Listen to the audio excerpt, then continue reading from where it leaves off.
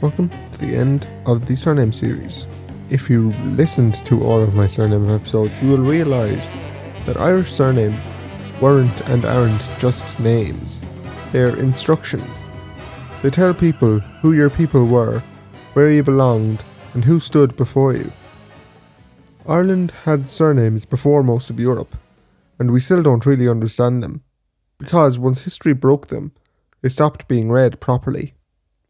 You might wonder, did Ireland really have surnames before Europe, and why? Well, essentially, Ireland was what is known as an oral society, where literally everything was done by speech. So if you know anything about Irish history, you'll know that bards and poets, or file, were really popular and well respected in old Irish culture. They were pretty much next level down from the royal family, or like the kings of the area. So that shows you really the importance of speech. But as a result, your name was very important. But also as a result, it wasn't really written down very often, at least initially. So we'll get to that in a minute, why that was important. Again, if you know about Irish history, you'll know about the Brehon Laws. The Brehon Laws show as one of the oldest law systems in the world that Ireland was a very kind of law-based society, but also a very vocal-based society. And both of those things lent themselves to surnames, because when you're talking about somebody, you have to know who you're talking about. And they ended up situating, you could say, a person. So a person would be kind of put in a network of obligations if their surname was like king or servant, that kind of thing. Protection, again, if they were the equivalent of a bodyguard or a member of an army, denoted in their surname. And territory. So some of the names were very specific to a certain area. But for the earliest surname, I shall have to take you back to 916 AD, when a man died by the name of Tirnach Uclerig. Uclery, the clerk, or the clerk, I'm not sure how you pronounce it, is the first surname ever recorded within Ireland. It's one of the earliest recorded hereditary surnames in the world. So surnames that was passed down to his sons. His sons would have been O'Clery. And that surname, O'Clery, was miles, and by which I mean centuries, ahead of surnames in the likes of England and France. So you've heard me say, his sons were O'Clery. But what does O mean? Well, I'll start with the slightly more common Mac, which means son of. So Mac Rory is son of Rory. And that was important, linking you directly to your father. But if you wanted somebody further back the line, so for example, if your grandfather, or even further back than that, was very famous, whether they be a warrior or a file, or which is a poet, by the way, or something like that, that would be O or U. And if you remember, in my episode on St. Lawrence O'Toole, his name was Lorchan Ua Tuchel.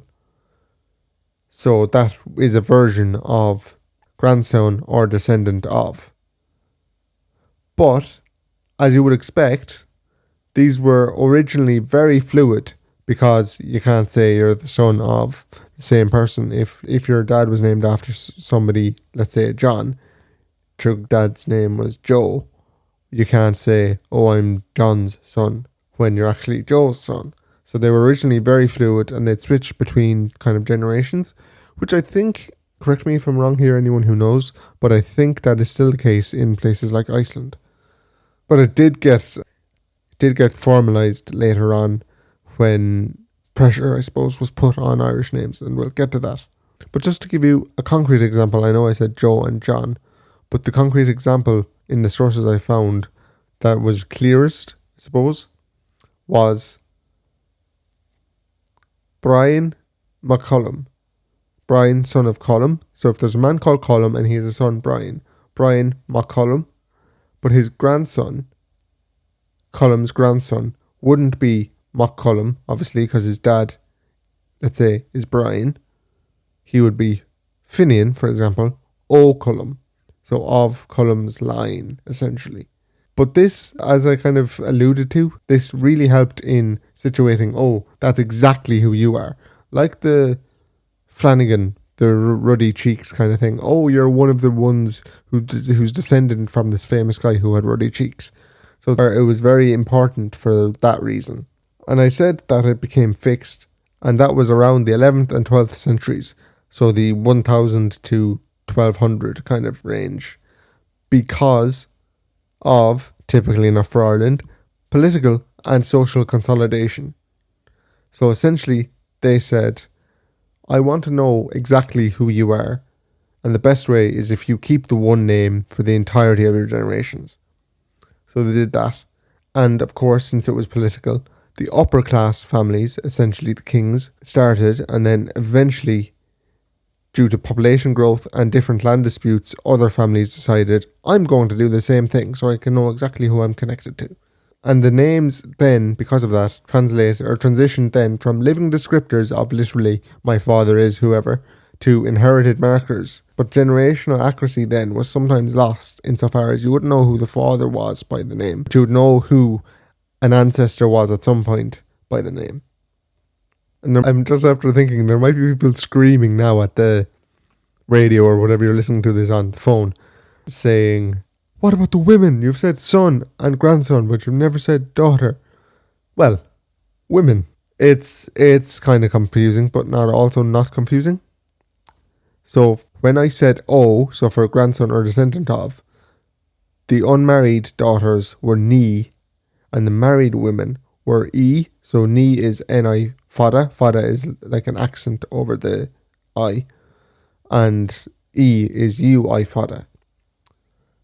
And for mock or son of, for daughter of, it would be Nick, and then for female descendant of would be Vic, which is MHIC. And you might be wondering why it changed so much. It's a grammatical term called lenition, which is the adding of a shevu or a H, so it's MHIC, but that shevu was also added to the personal name. So for example, O'Brien became Vicvrian. But that H was not always present particularly in older Irish. So I'm talking right up until the 1950s maybe. You came across things called a bulta, which became known in English as spotty Gaelic, because essentially where the H would be, so the letter before where the H should be, they put a dot over the letter. So Vic, MHIC, would have been written down M with a dot over it, IC. And to sum up that entire point, basically, if you want to explain it to people in less than 10 minutes like I just did, you can say that the names essentially were just a public declaration of familial and marital status. Then came the English. And it's essentially just ripped the Irish surnames apart because through no fault of their own, it was a completely different language. They just didn't understand. So a lot of the times they would end up dropping the O. And some people actually do this in normal conversation today. So I know a lot of people who would be O'Brien, but a lot of people when talking about them would call them Brian. So the O is dropped, and sometimes Mac is dropped. So you'll get in Ireland, and I presume throughout the world, McCarthy, but you'll also get Carthy. And because obviously the language, some people, this actually shows a sign of somewhat knowing the language. For example, in McGowan, so Shane McGowan, a lot of you will know who Shane McGowan is. MacGowan means the son of the smith, or that was often actually translated to smith. But it was also, as in the case of Shane McGowan, translated to McGowan. But then you get to the son of the bard. So a bard was a singer in old Irish culture, and they were one of the really important ones. But Mochan Ward, because of the way Irish is pronounced, Bhaird was Ward. So Mochan Ward became, for the English, Ward. So a lot of wards in Irish would be actually son of the bard originally. And because of all this mangling, the famous phrase by Sean de Vulve, who's known in English as John Wolfe, said, that the Tudor officials of the time turned Irish surnames into gibberish. Which is a little bit harsh, I think, actually, but we'll leave them alone. But what it did do is it essentially ripped the social function and lineage indicators out of many of the surnames in Ireland. And why not just jump to another invader. As a person with a Norman surname myself, I'm using the invader was the first word that popped into my head, but I think that's a bit harsh still. 1169 is the date, and names like De Burca, Walsh, Power, Fitzgerald, and Blake started to come into the Ireland. But most importantly, because there's an interesting side note to it, Fitz. The prefix Fitz. So you have Fitzgerald, Fitzpatrick, other surnames like that, also came through the Normans, and it came from the French fils, meaning son of.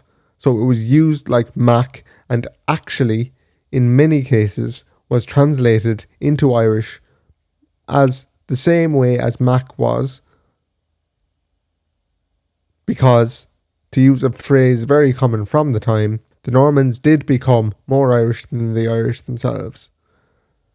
And one Fitz is an interesting side note, and that side note is that people believed, due to it was a Stuart king propagated myth, that Fitz denoted illegitimacy. Basically, as I said, that was the Stuart kings trying to offend essentially the Normans. But you also had more than just, physical features or lineages described. You had O'Clery, which I said earlier, in Tír O'Clery. He was a clerk or a scholar of some sort. Machan Vord, hereditary poet or bard. You had devotional, so if you have male or Gula in any surname, that is essentially a servant or a follower or a devotee of a certain saint. So for example, the name Malone comes from Muel Owen, meaning servant of John. And why not bring it up for the very end to modern day, where you now have, because of this surname thing, you have two different types of family trees. You have DNA associated family trees and traditional clan trees. So clan trees are often quite a lot smaller because, he's your uncle, he's your cousin, he's your grandfather, and you work out who is who from that.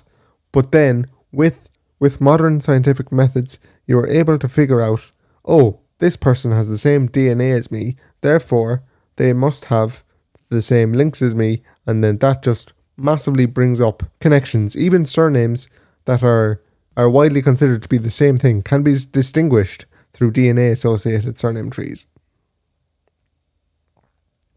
Your surname is the last word in a sentence that began over 1,000 years ago. It has been bent, flattened, mistranscribed and carried far from home, but it survived. Understanding it isn't about romance or rank, it's about continuity, and in reclaiming its meaning, you're not changing your name, you're finishing it. So remember that as you go on out from this end of the surname series.